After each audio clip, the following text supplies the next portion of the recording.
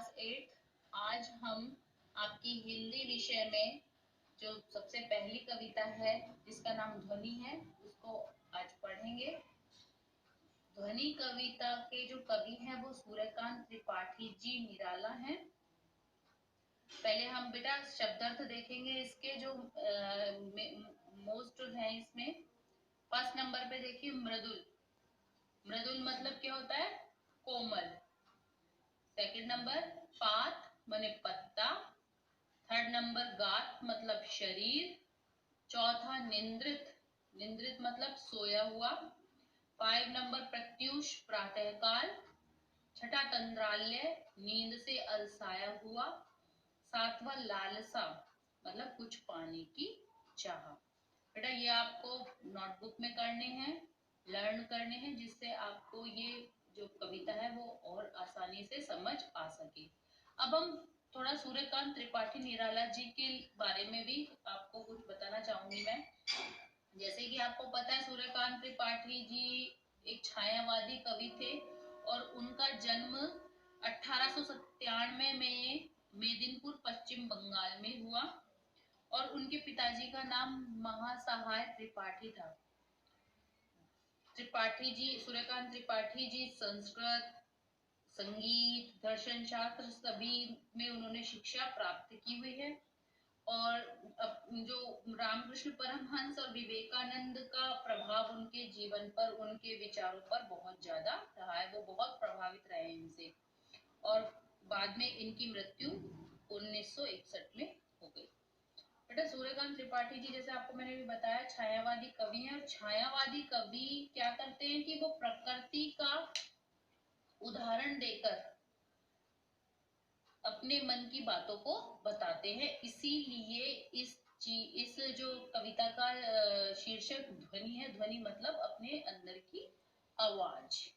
ठीक है, अब देखते हैं, मेरे साथ पढ़ेंगे और इसका अर्थ समझेंगे कि ये प्रकृति के माध्यम से क्या कहना चाह रहे हैं सूर्यकांत त्रिपाठी निराला जी। देखिए, अभी न होगा मेरा अंत, अभी अभी ही तो आया है मेरे वन में मृदुल वसंत, अभी न होगा मेरा अंत। अब देखिए, वसंत से उपमा दी गई है। अपने जीवन रूपी वन में वसंत आया है और वसंत ऋतु सबसे अच्छी ऋतु मानी जाती है, बहुत ही सुंदर ऋतु मानी जाती है 6 ऋतुओं में से।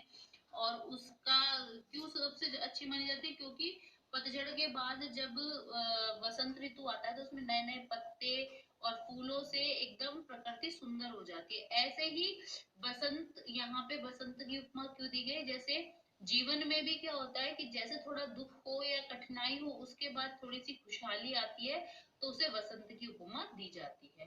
तो इतने आशावादी कर्मवादी हैं सूर्यकांत त्रिपाठी निराला। वो कह रहे हैं अभी न होगा मेरा अंत, अभी अभी ही तो आया है मेरे वन में मृदुल वसंत, कि मेरा अंत नहीं होगा, मेरे वन में मृदुल वसंत अभी तो आया है मेरे वन में मृदुल वसंत, कि मैं मेरे जीवन में, मेरे जीवन रूपी वन में अभी ही एक बहुत ही कोमल एक वसंत जो मौसम या खुशियां आई हैं, इसलिए अभी मेरा अंत नहीं होगा। मतलब वो अपने आप में बहुत आशावादी हैं कि मैं इतना कर्मवादी हूँ या मैं इतना मेहनती हूँ, आशावादी हूँ कि मुझे विश्वास है कि मेरा अंत नहीं होगा, क्योंकि अभी मेरे जीवन में बहुत कुछ करने को बाकी है। हरे हरे ये पात, डालियां कलियां कोमल गात, मैं ही अपना स्वप्न मृदुल कर फेरूंगा निंद्रित कलियों पर, जगह एक प्रत्युष मनोहर। अब देखिए, जैसे बसंत ऋतु में हरी हरी पत्तियां आती हैं, कलियां खिलती हैं, कोमल कोमल पत्ते आते हैं, वैसे ही इन्होंने उसका उदाहरण दिया है। हरे हरे ये पात, जैसे कि हरी हरी पत्तियां होती हैं, डालियां कलियां कोमल गात, और जैसे डालियां होती हैं, कलियां होती हैं, वैसे ही कोमल गात मतलब ऐसे ही कोमल मेरा गात मतलब यहाँ क्या है? शरीर है। मैं ही अपना स्वप्न मृदुल कर फेरूंगा निंद्रित कलियों पर। तो वो इतने आशावादी है, वो कह रहे हैं कि मैं क्या करूंगा कि मैं अपना स्वप्न मृदुल कर, मृदुल मतलब कोमल हाथों से अपने सपनों को, स्वप्न मतलब सपनों को, फेरूंगा निंद्रित कलियों पर, और अपने सपनों को इतना जागृत करूंगा, अपने सपनों को जो मैंने लक्ष्य निर्धारित किया है अपने जीवन में, उनको मैं पूरा करूंगा। जगह एक प्रत्युष मनोहर, और प्रत्युष मतलब क्या होता है, प्रातः काल, सुंदर सा एक प्रातः काल, एक बहुत अच्छा सा जीवन अपने जीवन को कर दूंगा।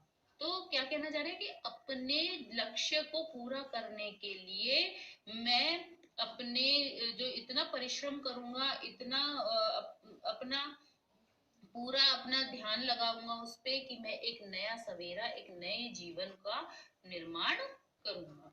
पुष्प पुष्प से तंद्रा ले लालसा खींच लूंगा मैं, अपने नव जीवन का अमृत सहर्ष सींच दूंगा मैं। यहाँ पे नवयुवकों को भी प्रेरणा देने की बात सूर्यकांत त्रिपाठी जी बोल रहे हैं कि मैं अपनी कविताओं से, अपनी प्रेरणा से, पुष्प पुष्प से, पुष्प से मतलब हर इंसान से तंद्राल्य लालसा खींच लूंगा। जो भी नींद से अलसाया हुआ है और जो कुछ पाने की चाह रखते हैं, उनसे मैं पूरा आलस खींच लूंगा। अपने नव जीवन का अमृत सहर्ष सींच दूंगा मैं। और जो मुझसे बन पड़ेगा नव जीवन का, जो भी मेरा अमृत है, मतलब जो भी मैं कर सकता हूँ उन लोगों के लिए, मैं वो सब कुछ समर्पित कर दूंगा। अपनी कविताओं से उन्हें प्रेरित करूंगा, अपने कर्मों से उन्हें प्रेरित करूंगा नवयुवकों को, और उन्हें आगे बढ़ने की प्रेरणा दूंगा। द्वार दिखा दूंगा फिर उनको, है वे मेरे जहां अनंत, अभी न होगा मेरा अंत, अभी न होगा मेरा अंत। द्वार दिखा दूंगा फिर उनको, कि मैं फिर उनको, जब मैं उनको प्रेरित कर दूंगा तो मैं उनको लक्ष्य भी दिखाऊंगा कि उन्हें क्या करना है आगे।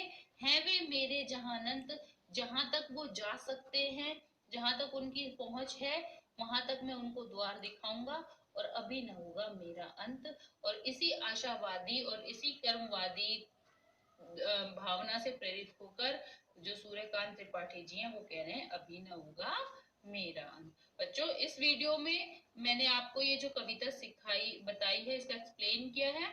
अब नेक्स्ट वीडियो में हम इसके क्वेश्चन आंसर्स करेंगे।